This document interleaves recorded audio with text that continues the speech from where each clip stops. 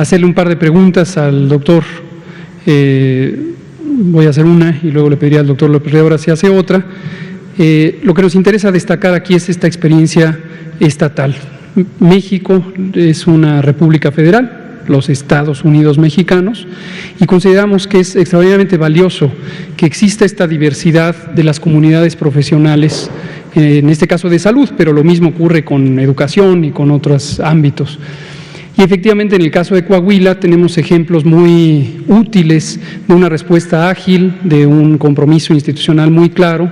Hemos mantenido una comunicación muy estrecha con el doctor Bernal, por supuesto, también con el gobernador Riquelme, en cada momento de los distintos elementos de los retos de la epidemia. En algún momento en Coahuila tuvimos los retos de saturación, como ocurrió aquí en la Ciudad de México, en Nuevo León, en cualquier otra entidad federativa, y nos coordinamos muy bien con las capacidades locales, con las capacidades que tienen las instituciones nacionales como el Seguro Social, y tanto el maestro Zoe Robledo como los funcionarios de la Secretaría de Salud, siempre nos mantenemos en esta coordinación. Pero el Estado de Coahuila ha dado muestras muy claras de este orden, de esta anticipación. Uno de los ejemplos efectivamente es la vacunación. Recordarán que cuando arrancamos en la fase de calibración, seleccionamos directamente Coahuila y la Ciudad de México para ese arranque, y fue con base en el conocer esta manera tan organizada de trabajar del equipo del doctor Bernal o el equipo del gobernador Miguel Ángel Riquelme. Entonces, yo le quisiera hacer una pregunta, doctor, desde la perspectiva del Estado. Este es, como lo acabo de relatar y como usted conoce, esta es la opinión que tenemos, el doctor Alcocer y todo su equipo, sobre la importancia del federalismo y la importancia de estas capacidades locales. ¿Usted cómo vive, digamos, cómo ha vivido el reto el Estado con respecto a lo que ocurre en otras entidades federativas y lo que ocurre en el conjunto de la nación? Un poco mi idea, sabe que esto lo hemos comentado en el Consejo Nacional de Salud, siempre vemos oportunidades de tener modelos de trabajo que sean exportables. Hoy mismo que tuvimos una reunión técnica con 7 entidades federativas que están teniendo curvas epidémicas al alza, Colima expresó algo que nos pareció muy interesante, y próximamente la doctora Leticia Delgado va a estar aquí. Y así queremos siempre sacar experiencias de que un Estado las contagia todo lo positivo a los demás. En la franja fronteriza hay un reto particular, ya lo menciona usted, no solo de la migración, sino incluso del tránsito ordinario, que es cotidiano. Más del 90% de las comunidades de frontera están circulando casi libremente de un lado al otro de la frontera. Los 6 estados fronterizos tienen modelos de organización de muchas cosas. En salud, ¿de qué manera ha contribuido ese modelo de organización a enfrentar el reto de la pandemia de COVID-19?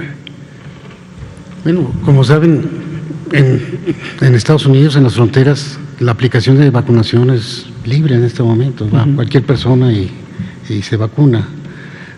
La mayoría de las personas de la frontera tienen acceso porque tienen hijos estudiando o trabajan allá.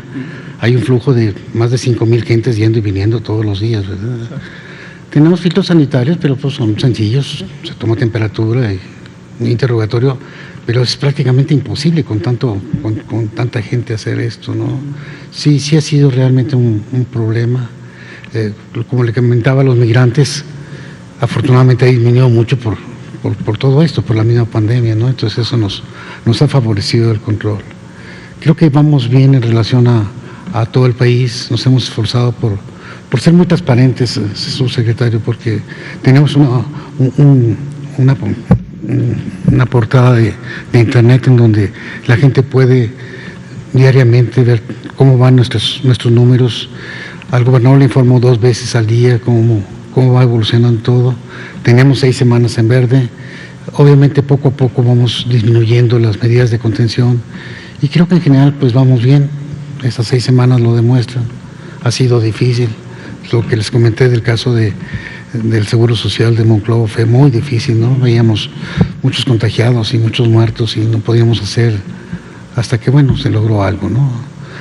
Creo que lo estamos haciendo bien, subsecretario. Creo que hay otros estados que trabajan muy bien también, ¿no? Pero nuestro esfuerzo y nuestra dedicación, el que haya dividido en 5 regiones el gobernador, creo que ha sido muy positivo, porque lo que pasa en el norte no pasa en el sureste ni pasa en la región lagunera, ¿no? La región lagunera tiene características muy particulares por ser vecina de Durango, está con Gómez Palacio y con Lerdo, entonces muchas de las pruebas y muchos de los positivos los adquiríamos nosotros porque nosotros éramos los que tomábamos las pruebas. Así pues. Excelente. Muchas gracias. Gracias, doctor. Doctor López Ridaura, si quiere hacer alguna. Muchas gracias, doctor. Pues bienvenido, doctor Bernal. Un gusto tenerlo aquí, amigo. Quiero resaltar una cosa de lo que comentó, un poco para darle pie y pues una pregunta muy específica. Yo creo que es muy valioso la experiencia y qué bueno que lo presenta y qué bueno que toda la nación lo vea. Una cosa de la que a veces nos ha pasado en estas conferencias es el mostrar lo que se hace en el terreno. Entonces, creo que este ejercicio que mostró de la localización específica, estos rastreadores, en la parte comunitaria, creo que es un mensaje mucho más claro para la población, que a veces cuando nosotros hablamos de las estrategias comunitarias y los que van las brigadas, esto es un ejemplo muy contundente de cómo se organizan las brigadas y cómo los matices en cada estado pues, han tenido, ¿no? Esta nomenclatura de los rastreadores que buscan, que ven esta calculadora, que tienen el monitoreo a distancia, monitoreo a domicilio. Es justo cuando hablábamos de estos lineamientos, ya no es el lineamiento, es la operación, es el terreno, y lo vieron. Y creo que es muy, muy importante y le agradezco mucho que haya puesto, porque sí, también personalmente y en la Secretaría de Salud estamos convencidos que esta estrategia es la estrategia que puede realmente actuar de manera muy temprana y tener la mayor acción y mayor impacto en la hospitalización. Pero me voy a rezar a la vacunación. Hay una pregunta que les voy a hacer así, libre, abierta, es una de las cosas en las que hemos tenido también esta complejidad de comunicación es el decir, es una estrategia federal, pero que trabajamos cercanamente con los estados, ¿no? Y además en el estado de Coahuila en especial es interesante porque es el estado que empezó, pues tal vez un poco antes de haber establecido la estrategia Correcaminos, haber establecido el enlace Correcaminos. Empezamos a trabajar con la cooperación y de repente llegó la estrategia Correcaminos, tenemos un gran enlace, el coronel Díaz, que está ahí presente, tenemos un enlace de bienestar. ¿Cómo lo ha visto la coordinación entre Sedena, que ahora es el Correcaminos, con Bienestar? Porque desde la perspectiva es que han trabajado muy bien coordinadamente, hemos tenido muy buen apoyo de la Secretaría de Salud estatal, pero seguimos teniendo el enlace Correcaminos, que es de la estrategia federal. ¿Cómo lo ve y cómo ha podido trabajar en esta coordinación federal estatal? Gracias. El señor gobernador Riquelme ha sido muy claro con todos nosotros y nosotros vamos a ayudar de una u otra forma. La total disposición del gobierno del Estado de Coahuila y la Secretaría de Salud para todas las instancias federales que vayan a trabajar a Coahuila. Yo participé, la Secretaría de Salud Estatal participó en los médicos y de los maestros. Hicimos un preregistro, entonces, donde más se atora ese flujo, les puedo decir que de que llegue el autobús a que se vacuna no pasan más de 7 minutos, en todos, y es muy, muy interesante esto. Entonces, tenemos ese preregistro, entonces ya sabemos cuándo viene. A ver, la Universidad Tecnológica de Monterrey, pues va a llegar el lunes de 10 a 12, y ya sabemos, y llegan todos los autobuses. Ahí no está el bienestar. En los del bienestar creo que no han tenido esa logística, pero bueno, a nosotros la Sedena nos ha ayudado mucho, y créanme que teníamos 38 células, teníamos 9 sedes, y el día de antier fue una maestra federal, la subsecretaria de Educación Básica, fue el coronel, el general responsable de esto, fue el maestro secretario de Educación Pública y fui yo, y revisamos todas las sedes y el trabajo fue impecable, estaba en todas así. No fui invitado a la organización de la población de mayores de 60 años, entonces por ahí no me puedo hacer responsable, pero en lo que a nosotros y a la Sedena corresponde, créanme que fue impecable, así como se los presenté. Muchas gracias. Gracias, doctor Bernal. Pues esto es la experiencia de Coahuila. Nos quedan 11 minutos para preguntas. Vamos a abrir con Dalila Escobar, que hoy nos acompaña en la tarde. Gracias. Pues primero para el secretario, buenas tardes a todos. Preguntarle cómo se vio la aceptación de las vacunas por parte de los adultos mayores. Sabemos que en el país había preocupación, algunas ideas que pudiera ser de temor, etcétera. ¿Cómo lo aceptaron en Coahuila? También, ¿cómo va la vacunación en maestros? ¿Y cómo piensa que debe ser el regreso a clases? Ya están en verde, ¿cómo deberá ser? ¿En cuánto tiempo? ¿Cuándo veremos a niños de Coahuila ya en clases presenciales? Para empezar, gracias. Nosotros tenemos, lo redondeamos en 80,000, eran un poquito más de 70,000 las vacunas que íbamos a aplicar a los profesores. El día de ayer íbamos en 56,000 con 9 sedes, con 9 lugares para vacunar. De esos 9, ayer cerraron 5, ahora nada más nos quedaron 4. Me están haciendo el corte ahorita, pero yo estoy seguro que vamos a llegar a más del 90% de la población vacunada. El gobernador es muy reservado para la reapertura. Primero, bueno, nos vamos a esperar las 3 semanas mínimo para que los profesores adquieran su competencia inmunológica, y la semaforización va a ser muy importante de acuerdo a las regiones. Puede una región abrir y puede otra región no abrir. Entonces los subcomités, bajo un análisis estricto de esto, obviamente va a ser escalonado, va a ser con la sana distancia, todo lo que ustedes saben, eso lo tenemos muy claro. Entonces va a ser progresivo y de acuerdo a la semaforización. De los adultos mayores, no tuve yo el control de la vacunación. Pero bueno, aparentemente está bien. Bueno, nada más una pregunta ahí. ¿Cómo el Estado pudo reaccionar ante, porque obviamente tiene colindancias con otros estados como Nuevo León, que presentó en algún momento picos importantes, cómo ayudar a contener, porque sabemos que hay personas que van de Saltillo a Monterrey a trabajar, y así, cómo le hace la gente también de Monterrey que, bueno, pues de repente les está más restringido que en Coahuila? Bueno, ha habido, primero uno de los decretos que hicimos en Coahuila, el uso de cubrebocas, fuimos probablemente el primer estado, no estoy seguro, pero sí, uno de los primeros estados que por decreto se estableció el uso de cubrebocas, y los filtros a las entradas de todas las ciudades, todos los pueblos. Había policías tomando la temperatura, haciendo un interrogatorio. En los momentos difíciles se les prohibió la entrada a la gente de Nuevo León. Nuevo León tiene muchas, la Sierra Arteaga es una sierra muy bonita y muy pegada a Nuevo León. Entonces ellos tienen casas de descanso ahí, y hubo momentos en donde no se les prohibió, donde no se les permitió llegar, cuando estábamos en rojo. Gracias, secretario. Nada más para el subsecretario Hugo López-Gatell. De lo que he observado, lo que menciona usted, que ha tenido comunicación con todos los estados, con todos los secretarios de salud, de todas las estrategias que ha visto, porque bueno, obviamente la federación establece parámetros y ya cada entidad, como al ser una autoridad de salud en sí, toma decisiones y aplica las estrategias de diferente manera. De todas las estrategias que ha visto, ¿cómo las calificaría? Y se ha notado que hay errores, pero obviamente, bueno, pues se respeta la autonomía de cada entidad. Si hay algún error que ha detectado usted, ¿cuál podría ser? Tal vez a lo mejor de manera generalizada, pero para que llegue con un mensaje, ¿qué errores se han podido cometer y qué aciertos, o cuál es el acierto más importante que haya encontrado? Y del tema que hablaba de la venta esta o fraude que podían cometer, no va a haber como sanciones, se tienen detectadas cuántas personas, etcétera. Esas dos. Gracias. Muchas gracias. Sobre esa se la contesto más rápidamente.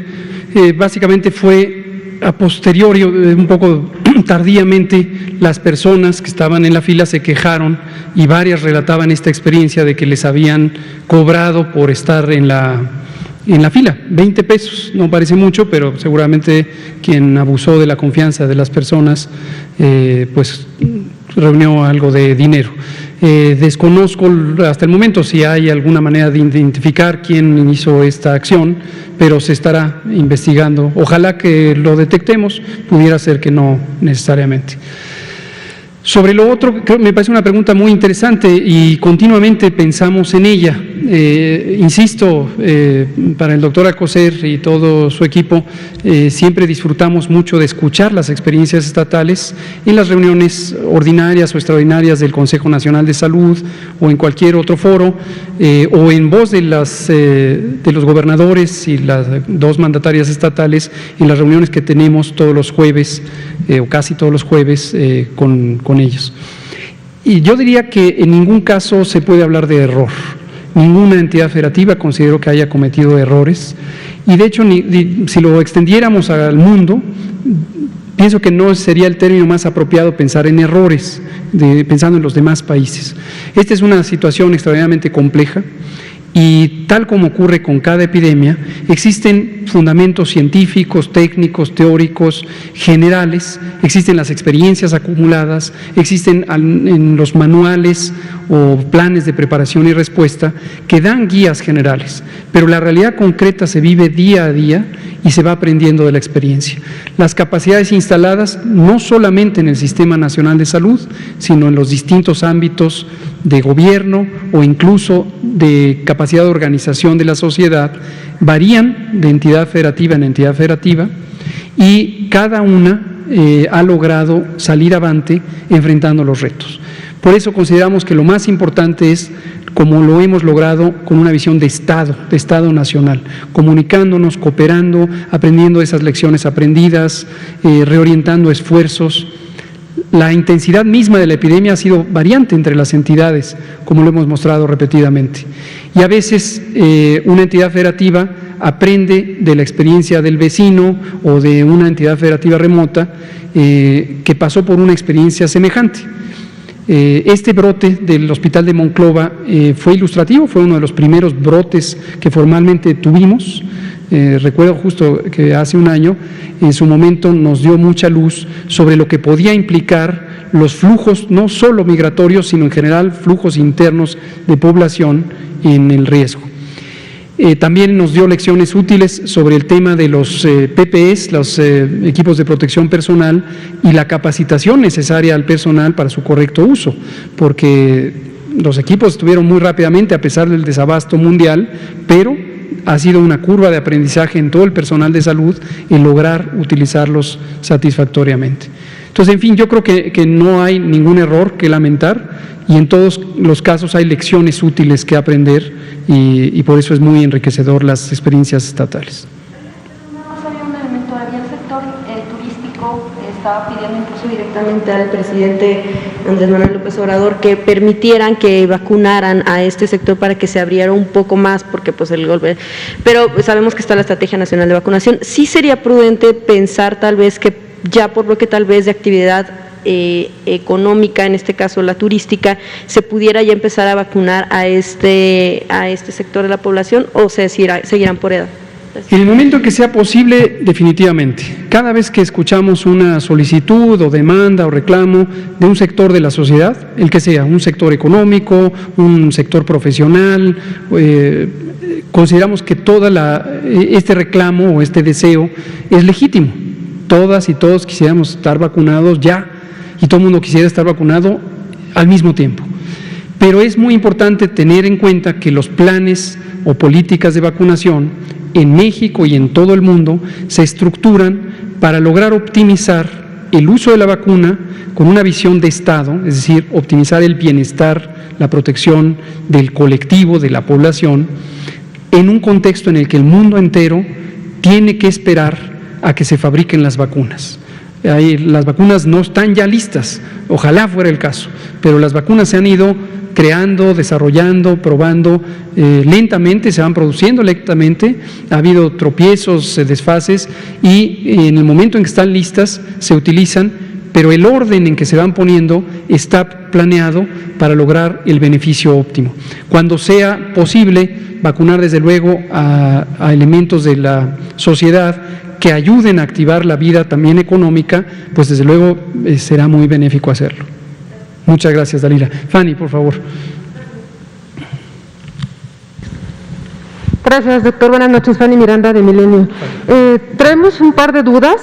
Desde la cifra de adultos mayores de 60 años que existen en México, que reporta el INEGI 15.4, efectivamente, ¿cuál es la meta de vacunación? Porque de acuerdo con la información que nos dan, pues no arroja que el 82% ya está vacunado. Si nos puede aclarar eso, doctor, por favor. Incluso el presidente López Obrador en febrero dijo que se vacunarían 15.7 millones. Por favor, doctor. Con mucho gusto. Me parece un planteamiento muy legítimo y nos ayuda a que cualquier persona que tenga esta misma inquietud la tome en cuenta. Digo dos cosas y le paso la palabra al doctor López Redaura para que lo explique un poco más de detalle. 15 millones, número redondo, es la cifra original de la población censal que tomamos de personas de 60 años y más. Pero después ha habido variantes, por ejemplo, de aceptación de la vacuna, y eso ha reducido la expectativa de cuántas personas se tienen que vacunar. Le pido al doctor López Redaura si da un poco de detalle, conscientes de que son las 20 horas. Sí, gracias. Y sí, en efecto, esto, y qué bueno que nos permiten aclararlo, porque el censo más o menos de adultos mayores son de 15 millones. Desde las estimaciones que teníamos ya en las preguntas que se hicieron en la ENSANUD y ya también con la operación, teníamos esta expectativa de que íbamos a llegar más o menos en un promedio a un 70% de esa población que iba a aceptar la vacunación y que se iba a acercar a los puestos de vacunación. Hay algo de variabilidad, en zonas urbanas, en la Ciudad de México ha habido más aceptación, en zonas rurales ha habido menos aceptación, en ciertas regiones es heterogéneo, pero digamos que el promedio está cerca del 70%, tal vez un poco más, 72%. Entonces la expectativa y la meta a la que estamos estimando es llegar a estos 12 millones. Cuando hablamos de, también es importante, y el número que estamos reportando, nada más recordar que esto es un reporte preliminar que nos van dando día con día. Estamos cada vez más cerca de ya tener el reporte nominal, es decir, todas las personas vacunadas, en lo que también posiblemente este número se irá ajustando con respecto a esto. Y cuando hablamos del compromiso de hemos llevado pues más del 70% del censo a todos los municipios. Entonces todos los municipios, cuando ha habido municipios que llegan y que ya no se acercan a los adultos mayores, nos movemos a otros municipios, y por eso la proveeduría ya se logró tener la proveeduría total potencial para todos los municipios, y en estos fines de semana y posiblemente el lunes se estarán cerrando prácticamente ya todos, porque ya nos están acercando. Lo que ha pasado es que durante las segundas dosis ha habido personas adultas mayores que se han acercado por su primera dosis, y eso es válido y se están vacunando, y estos son pues parte del rezago que pudiéramos tener, que seguramente se va a ir presentando durante toda la estrategia en las diferentes edades, ¿no? Entonces, 5 millones de adultos mayores de 60 años no habrían aceptado la vacuna en promedio. Como dice el doctor López Redaura, en cada localidad varía ese porcentaje, en el ámbito rural es diferente que en el ámbito urbano, entre cada entidad federativa es diferente, y también este fenómeno de personas que de inicio no están disponibles, ya sea porque no quieren, no pueden o no estaban viviendo en ese momento en su lugar de residencia, pero hemos visto este fenómeno que cuando vamos a la segunda ronda, 21 días después, 2 meses después, de acuerdo a qué vacuna sea, se aparecen algunas personas y dicen, en la primera ronda no me vacunaron, pero vacúnenme ahora. Por supuesto que son bienvenidas, y entonces mueven la cuenta. En términos generales, sí, la diferencia esperábamos 15 millones, en la práctica parece que se está concretando a 12 millones, números redondos, pero si durante las siguientes fases se aparece alguien y dice yo tengo 74 años y no me había vacunado, es bienvenido a vacunarse. Doctor, gracias. Aprovecho la oportunidad sobre esta polémica que surgió de las vacunas AstraZeneca enviadas de Estados Unidos a México, que la FDA ya está investigando porque supuestamente fueron producidas en un laboratorio que no contaba con las prácticas higiénicas, sanitarias que se requieren. ¿Qué se notificó al gobierno mexicano sobre esto y si la población vacunada con estas dosis puede correr algún riesgo? Ninguno. Se lo voy a tener que decir brevemente porque ya pasamos el tiempo. Hoy teníamos unas diapositivas que nos preparó COFEPRIS para que todo el mundo conozca a detalle el proceso de análisis que se hace o se hizo en Estados Unidos a cargo de la FDA y el correspondiente en México a cargo de la COFEPRIS. Se los debo a todos ustedes, al público para mañana o el lunes quizá para explicarlo yo mismo. pero se lo digo en una síntesis, las vacunas de AstraZeneca, 2.7 millones que llegaron a México provenientes de Estados Unidos, efectivamente fueron envasadas en la misma planta que está involucrada en este problema, una planta en Baltimore, Maryland, Estados Unidos, que está involucrada en un fallo de producción que llevó en su momento a eliminar 15 millones de dosis de vacuna de Astra. Afortunadamente, el ciclo de producción en el que se fabricaron las que vinieron a México, y entendemos que otras que también fueron a Canadá, es un ciclo independiente. Entonces, aunque sea la misma fábrica, el proceso de producción fue verificado por la FDA de Estados Unidos, que cumplió todos los estándares y la evaluación del producto final, de la cual nosotros tenemos un certificado de análisis, que es el documento legal internacional de reconocimiento de un producto seguro y de calidad y eficaz. Lo tenemos a la mano, lo tuvo COFEPRIS y no se libera dosis alguna si no se cumplen con todos estos requisitos. Entonces tenemos certeza de que era un producto seguro, de calidad, el que pusimos a personas mexicanas, 2.7 millones. Puede hoy, si no después, compartir el dato de cuántos servidores de la Nación han sido vacunados también, porque eso no se desglosa en las cifras. Ayer la persona que estaba sentada en su misma silla, una persona de Radio Fórmula, me hacía la misma pregunta, quizá ahí está siempre la inquietud, quien se siente mañana ahí me podría hacer la misma pregunta. No tenemos un desglose específico de servidores de la Nación o de personas de Sedena o de personas que son de la SEP, porque quienes conforman las células de vacunación se vacunan por el hecho de conformar las células de vacunación, las famosas brigadas correcaminos. En ellas participan y son indispensables las y los servidores de la Nación, pero no son una población identificada por ser blanco de vacunación. Podemos hacer un cálculo grueso, tenemos 10,000 unidades de vacunación de las brigadas correcaminos, también número redondo, y hay aproximadamente 2 a 3 personas servidoras de Nación en cada brigada. Por lo tanto, habría 30,000 personas que han sido vacunadas en su momento cuando están listas para la operación. Pero insisto, no es una población a vacunar por el hecho de que sean servidoras de la Nación, como no lo es las enfermeras militares o navales o el resto del personal. No es por su profesión o por su institución de afiliación, es porque están en las células de vacunación. Muchas gracias, Fanny. Gracias a todas y todos, nos extendimos un poquito, gracias a CEPROPIE que nos permitió unos minutos más. Hasta pronto, nos vemos en la siguiente. Doctor Bernal, muchas gracias.